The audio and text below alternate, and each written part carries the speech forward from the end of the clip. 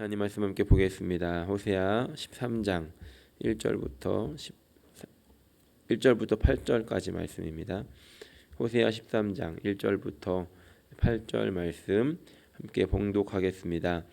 에브라임이 말을 하면 사람들이 떨었도다.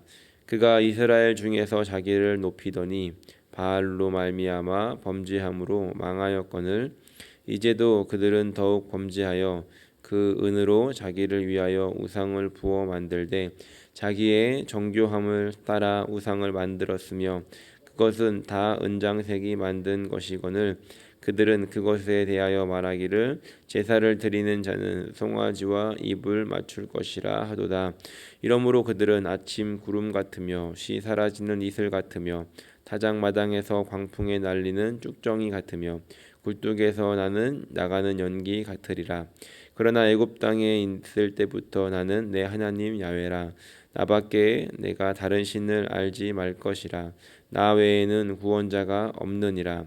내가 광야 마른 땅에서 너를 알았거늘 그들이 먹여준 대로 배가 불렀고 배가 부르니 그들의 마음이 교만하여 이로 말미암아 나를 잊었느니라. 그러므로 내가 그들에게 사자 같고 길가에서 기다리는 표범 같으니라. 내가 새끼 잃은 곰같이 그들을 만나 그의 염통을 콧불을 찢고 거기서 암사자같이 그들을 삼키리라. 들짐승이 그들을 찢으리라. 아멘.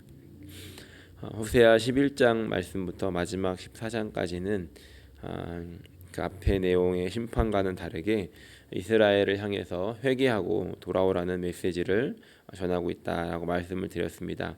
그런데 오늘 읽은 23장 말씀은 다시 심판에 대한 내용을 기록합니다. 그 이유는 이제 마지막에서 다룰 14장에서 다룰 이 호세아가 선포하게 될 그 메시지, 그것의 효과를 극대화하기 위해서 극명한 대조를 기록하고 있는 것입니다. 즉 하나님께서 이제 마지막에 돌아와라, 그러면 용서해 주실 것이고 받아주실 것이다 라는 것을 말하기 전에 이들이 지금 처한 그 상황, 그 실상이 얼마나 심판을 받아야 마땅한지를 다시 한번 상기시켜 주고 있는 것입니다.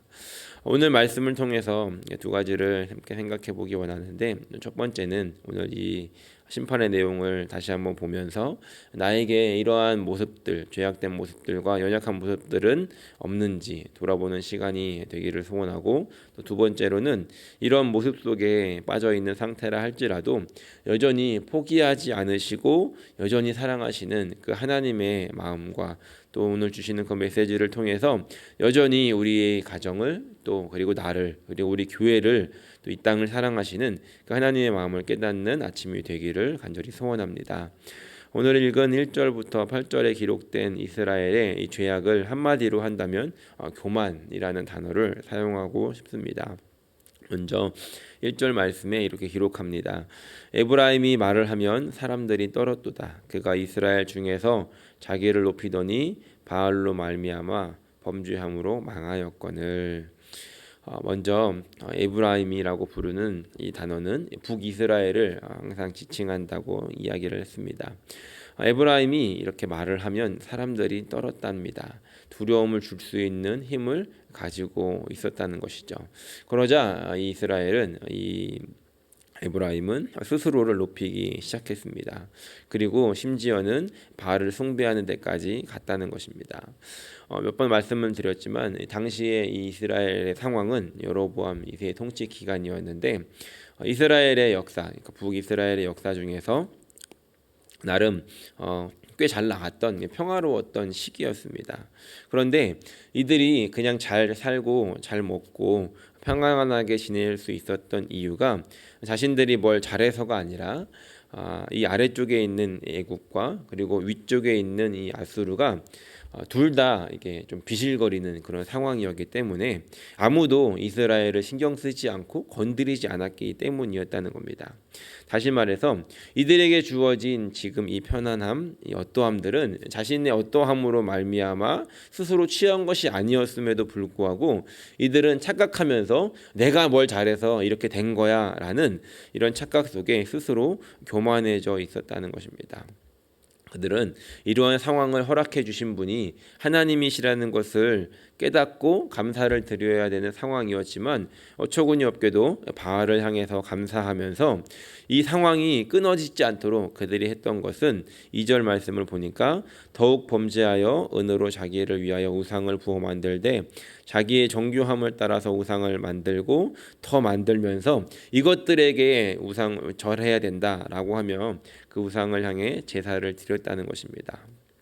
오늘 이 말씀을 다시 한번 생각해 보자면, 우리에게 적용해 보자면, 오늘 우리에게 주신 평안함이 있고 또 오늘 우리에게 주시는 어떤 은혜들과 또 많은 것들, 우리 손에 잡히는 그런 가질 수 있게 하셨던 그런 많은 것들이 어디서로부터 왔는지를 우리가 생각해 보지 못한다라고 한다면, 우리가 그것을 허락하신 분이 하나님이심을 놓친다라고 한다면 우리도 이렇게 이스라엘처럼 교만해질 수 있는 사람이라는 것을 생각해 보아야 한다는 겁니다.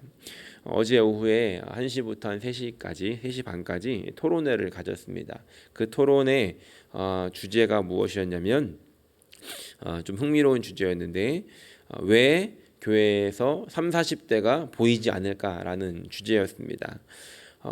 저는 그 토론에서 이제 나이대별로 30대, 40대, 50대, 60대 또 60대 이상의 분들이 그룹을 만들어서 왜 우리 교회에서 젊은 세대가 잘 보이지 않을까라는 주제를 가지고 함께 이제 토론을 했습니다. 저는 30대 그룹에서 함께 앉아 이야기를 들었는데, 그분 중에 이제 한 분의 의견이 이런 말씀을 하셨습니다. 지금의 이제 30, 40대 분들, 특히 우리 교회 30, 40대 분들은 어렸을 때 이민을 온 1.5세대 분들이 대부분인데, 이 1.5세대 그 분들의 1세대 부모님들, 지금 여기 앉아 계시는 우리 권사님들, 많은 집사님들이 해당되실 것 같은데, 이 1세대 부모님들이 고생하시면서 정말 하나님 붙잡고 살았는데, 이 1.5세대 분들은 이 부모님께서 살아가시는 그 어려운 모습들, 이런 어려운 삶을 이렇게 보고 자라면서 나는 어렵게 살지 말아야지라고 하는 그런 도전은 받았지만, 그 도전 속에서 하나님을 붙잡기보다는 내가 열심히 살아야 돼라고 하는 그런 마음으로 열심히 이제 살아서 잘 살게 되었기 때문에 별로 하나님이 필요 없다라고 느끼게 된 것이 아니었는가라는 그런 이야기를 하신 그런 분의 말씀이 있었습니다. 물론 또 저희 교회에 보이지 않는 이유가, 그렇게 하나님을 떠난 분들도 있지만 자신의 힘으로 살려고 그렇게 하는 분들도 있었지만, 또 어떤 분들은 우리 교회가 아니라 지금 다른 교회에서 또 열심히 잘 지내고 있다, 이런 정리도 했습니다. 이 말을 들으면서 이런 생각을 해보았습니다. 어찌 보면 지금의 젊은 세대들, 1.5세대라고 불리는 그분들이 지금 계시는 1세대 분들의 기도가 있었기 때문에 하나님께서 그런 은혜를 주시고 그렇게 지금까지 그 삶을 인도해 주신 일이었지만, 어찌 보면 이 자신의 그 열심 속에서 하나님을 기억하지 못하는 이런 안타까운 일들이 발생하게 된 것이 아닌가 생각해 보았습니다. 오늘 우리에게 일어난 일들 속에서, 또 오늘 우리가 하나님께서 주신 이런 은혜들과 복들 속에서 그 가운데 하나님이 하셨던 일들, 하나님이 도우셨던 일들을 우리가 기억하지 못한다면, 그런데도 불구하고 여전히 우리가 잘 살고 있다면 우리는 교만해질 수 있는 사람이라는 것을 늘 기억하고 긴장하며 살아야 한다는 것입니다. 그렇다면 어떻게 해야 우리가 이 교만해질 수 있는 이런 마음들과 연약함들을 예방할 수 있을까? 그것은 여러 가지가 있겠지만 한 가지를 뽑자면 바로 감사입니다. 우리가 감사하는 삶을 살아가게 될 때, 하나님께 늘 감사하는 그런 자세를 가지고 살아가게 될 때 우리는 아주 자연스럽게 그 교만함을 예방할 수가 있더라는 겁니다. 왜냐하면 감사한다는 것은 내 위에 누군가가 있다, 내가 지금 이렇게 된 것이 내가 한 것이 아니라 누군가의 도움이 있었다라고 하는 것을 인식하는 것이기 때문에, 하나님께 감사한다는 것은 하나님을 내 위에 두고, 내 머리 위에 두고 하나님이 하셨기 때문에 이런 일들이 이루어졌습니다라고 하는, 그렇게 계속해서 이것들을 인식하게 되고, 그렇기 때문에 나의 자세를 낮출 수 있는, 그래서 다시 말해 감사라는 것은 이 교만을 막아줄 수 있는 그런 강력한 백신이 된다는 것입니다. 오늘 우리가 이것을 기억하면서 하나님을 인식하고 또 그분에게 감사하며 오늘 우리의 마음속에 일어날 수 있는 그런 교만함의 뿌리들을 제거하고 그 교만할 수 있는 연약한 존재라는 것을 인식하며 하나님 오늘도 교만하지 않도록 주님께 감사할 수 있는 인생 되게 하시고 모든 순간마다 하나님께 감사하며 나가는 저와 여러분들의 삶이 되시기를 예수님의 이름으로 간절히 축원합니다. 3절 말씀은 이런 교만함들, 이스라엘의 교만함들이 하나님 없이 잘 되는 이런 일들이 얼마나 허망한 것인지를 나타내주고 있는데 3절에 이렇게 기록합니다. 이러므로 그들은 아침 구름 같으며 쉬 사라지는 이슬 같으며 타작마당에서 광풍에 날리는 쭉정이 같으며 굴뚝에서 나는 연기 같으리라. 이것에 공통점이 있습니다. 아침 구름과 또 쭉정이와 또 이슬과 또 굴뚝에서 나는 연기들은 눈에는 잠깐 보이지만 금방 사라져 없어져 버릴 것들이라는 것입니다. 다시 말해 이 이스라엘 백성들의 이 교만함들 그리고 이들이 지금 잘 되는 이 모든 것들은 어떻게 보면 하나님을 인식하지 못했기 때문에 또 이들이 지금 스스로 교만해져 있는 이런 마음들은 하나님으로부터 온 것이 아니었기 때문에 견고함이 없이 쉽게 사라질 것들이라는 것입니다. 그런데 이스라엘 백성들은 이렇게 쉽게 사라져버릴 것들에 대해서 이것이 영원할 것처럼 생각하면서 그것을 붙잡고 그것에 매달리고 있는 착각을 범하고 있었다는 것이었습니다. 그래서 하나님께서는 다시 한번 이들의 지금 이 현실들 또 그거 허망한 것을 붙잡고 있는 이들을 다시 한번 4절 말씀으로 상기시켜주고 있습니다. 4절 말씀 함께 읽어보겠습니다. 4절입니다. 그러나 애굽 땅에 있을 때부터 나는 내 하나님 야훼라. 나밖에 내가 다른 신을 알지 말 것이라. 나 외에는 구원자가 없느니라. 하나님께서 이들에게 상기시켜 주었던 것은 애굽에 있을 때부터 나는 너의 하나님이었다는 것이었습니다. 애굽 땅에서 나왔을 때부터가 아니라 애굽 땅에 있을 때부터 그들이 고통받고 그들이 어려움 가운데 있었을 때부터 이미 어떻게 보면 그 전부터 하나님은 그들의 하나님이 되셨다는 것입니다.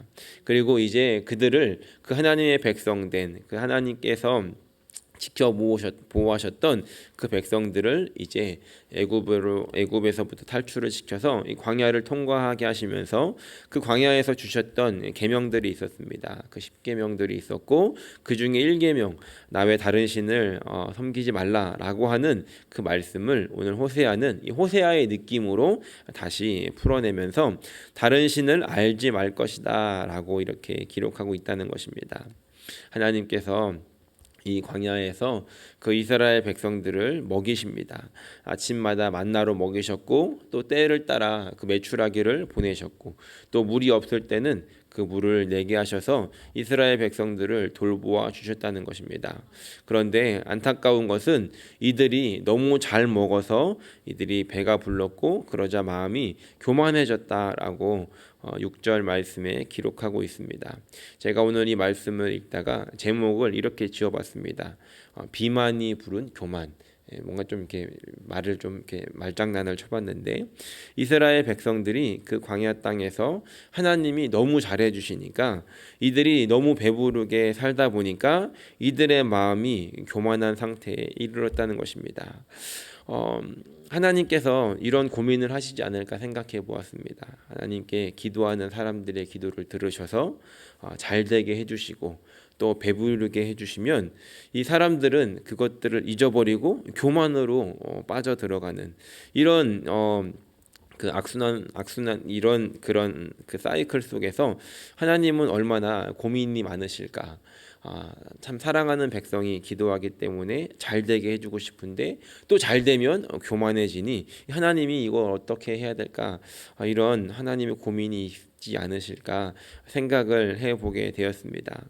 그러면서 예전에 한번 말씀드린 적이 있지만 전에 있었던 교회에서 목사님과 함께 이제 가게를 오픈하는 그 가게에 가서 신방 예배를 드릴 때마다 목사님께서 늘 고민하셨던 그 고민이 생각이 났습니다. 목사님께서 신방 예배, 그러니까 개업 예배를 갈 때마다 물론 그 자리에서 말씀을 잘 안 하셨지만 제가 이제 운전을 하고 가다 보면 내가 어떻게 축복을 해줘야 될지 모르겠다라고 하시면서 잘 되게 해달라고 기도를 해서 정말로 잘 되면 이 주일날까지 일하느라고 교회를 안 오니 그래서 믿음이 식어지니 어찌 해야 될지를 참 고민이다라는 말씀을 하신 적이 있었습니다.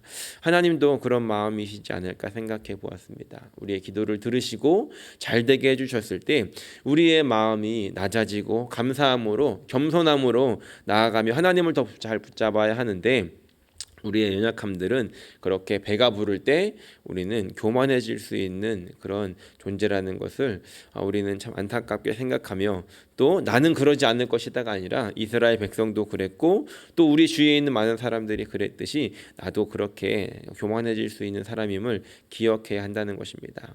그래서 우리는 늘 하나님 앞에 나와 엎드려야 하는 것입니다. 오늘도 하나님의 은혜가 없으면 우리에게 허락하신 이 모든 일들이 마치 구름 같고 연기 같고 이슬 같은 다 쉽게 사라져 버릴 수 있는 것임을 기억하며 하나님이 주시는 것만 내 안에 견고함으로 붙잡고 또 하나님께서 주시는 것을 감사함으로 내 위에 하나님이 계심을 인정하고 또 내가 날마다 기도하면서 내 마음을 돌이키며 하나님 내 마음속에 교만한 마음들이 싹 틔워진다면 그것이 자라나기 전에 인식하고 그것을 뽑아낼 수 있도록 하나님께서 이 교만함들을 깨닫게 해달라고 기도한다면 우리는 하나님께서 주시는 은혜를 날마다 누리고 또 하나님께서도 우리에게 주시는 그 은혜들로 말미암아 긴장하시는 것이 아니라 고민하시는 것이 아니라 이 편안한 마음으로 웃으시며 우리에게 그런 은혜들을 허락해 주실 수 있으심을 우리가 기억하며 오늘 우리의 삶에 이런 교만함의 뿌리들을 제거하고 감사로 하나님께 나아가 날마다 하나님을 기쁘시게 할 수 있는 그런 저와 여러분들의 삶이 되시기를 예수님의 이름으로 간절히 축원합니다.